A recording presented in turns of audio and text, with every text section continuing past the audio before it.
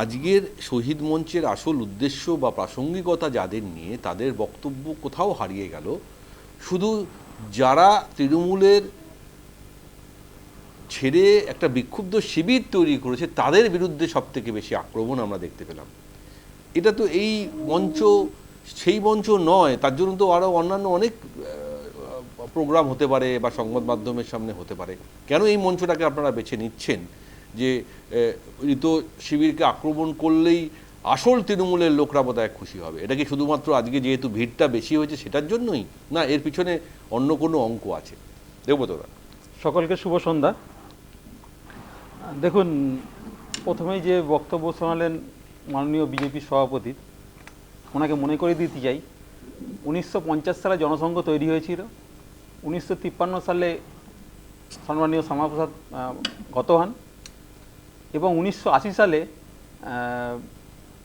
ভারতীয় জনতা পার্টি তৈরি হয়। তাহলে কী করে মাননীয় শ্যামাপ্রসাদ মুখোপাধ্যায় ভারতীয় জনতা পার্টি তৈরি করেন? এটা উত্তরটা দেবেন। উত্তরাধিকারের প্রশ্ন যদি আসে, সেই মমতা বন্দ্যোপাধ্যায় সেই উত্তরাধিকারের নিয়েই তৃণমূল কংগ্রেস আসছে। এই যে বললেন না কংগ্রেস করেছিল, ঠিকই তো বলেছেন, মমতা বন্দ্যোপাধ্যায়ই কংগ্রেসের উত্তরাধিকার বহন করছে। এবার যেটা মেন প্রসঙ্গে আসি, শহীদ দিবসের টিআরপি সবাই নিতে চেয়েছিল, 4টে শহীদ দিবস পালন করা হয়েছে।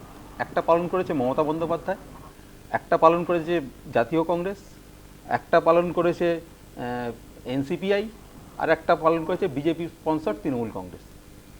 এখন সেখানে দেখা গেছে সর্বাধিক মানুষ কার সাথে রয়েছে, মানুষ চোখের সামনে দেখে নিয়েছে, নতুন করে বলার কিছু নেই।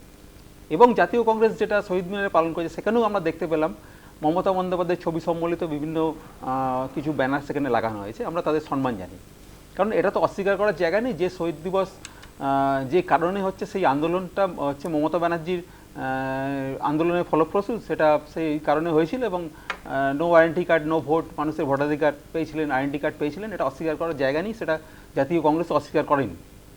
কিন্তু বর্তমানে অনেকে যাদের সাথে কোনো আন্দোলনের যোগাযোগ নেই, বিচ্ছিন্নতাবাদী কিছু মানুষ, তারা সেই আন্দোলনের ক্ষীর খাওয়ার জন্য তারা রাস্তায় নেমে পড়েছিল। কিন্তু আমরা মানুষকে সম্মান জানাই, মানুষ সেটা ভ্রান্ত প্রমাণ করেছে। বামেদের তো আপনারা কোথাও আক্রমণই করলেন না, উল্টে বাবুদেরকে আপনারা ডাকছেন আমাদের সঙ্গে এসো। দেখুন, এবার এবার যে কারণে আপনারা 21শে জুলাই শহীদ দিবস পালন করেন দেবব্রতদা, সেই সময় বাম সরকার এবং তার পুলিশ সেই সময় যুব কংগ্রেসের উপর গুলি চালিয়ে 13টা যা প্রাণ চলে গেছিল, সেই বামেদের আপনারা ডাকছেন, আপনারা আসুন আমাদের সঙ্গে জোট করুন। মানে কি শুধু সিপিএম বোঝেন? বাম মানে শুধু সিপিএম না, সরকারটা কাজ ছিল না না না, সিপিএম সরকার ছিল নয়। শুনুন, এবার বলতে দিন। এবার যেটা হচ্ছে, তৃণমূল কংগ্রেস নাকি শেষ হয়ে গেছে, তৃণমূল কংগ্রেসে কিছু নেই, মমতা ব্যানার্জি নাকি শেষ হয়ে গেছে। তার জন্য দেখুন মমতা বন্দ্যোপাধ্যায়কে অনুমতি দেওয়া হলো না। সেই অনুমতি কোথা থেকে? রাজ্য সরকার দিল না, কিন্তু অনুমতি কোথা থেকে পাওয়া গেল? সেটা দিল মহামান্য আদালত। সেই আদালতের নির্দেশে তাদের নির্দিষ্ট করে দেওয়া যদি অনুমতি পেতেন, ভিক্টোরিয়া হাউসে ফুল হাউস হয়ে যেত আগের বারের মতন, লক্ষ লক্ষ লোক হতো। আমরা তো এই প্রশ্নের তো কোনো উত্তর নেই, আমরা তো উত্তর দেবো না।